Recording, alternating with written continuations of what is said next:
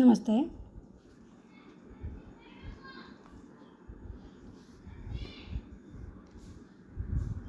ನಮಸ್ತೆ. ಇಲ್ಲಿ ನೋಡಿ, ಮೈಂಡ್ ಲೈನು, ಹಾರ್ಟ್ ಲೈನು, ಜೀವನ ರೇಖೆ 3 ಒಂದೇ ಥರ ಇದೆ. ಬಟ್ ಏನಂದರೆ ಲಕ್ ಲೈನು ಅಷ್ಟು ಚೆನ್ನಾಗಿ ಬರಲಿಲ್ಲ.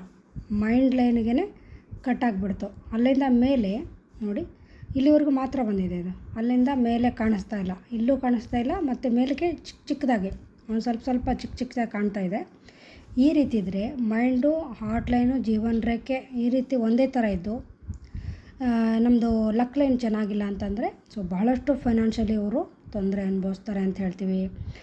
ಲಕ್ ಲೈನು ಇದೇ ರೀತಿಯಾಗಿತ್ತು ಅಂದರೆ ಕರೆಕ್ಟಾಗಿತ್ತು ಅಂದರೆ ಸ್ವಲ್ಪ ಲೈಫ್ ಇವ್ರದ್ದು ಸಮತೋಲನವಾಗಿ ನಡೀತಾ ಇರುತ್ತೆ ಅಂತ ಹೇಳ್ಬೋದು.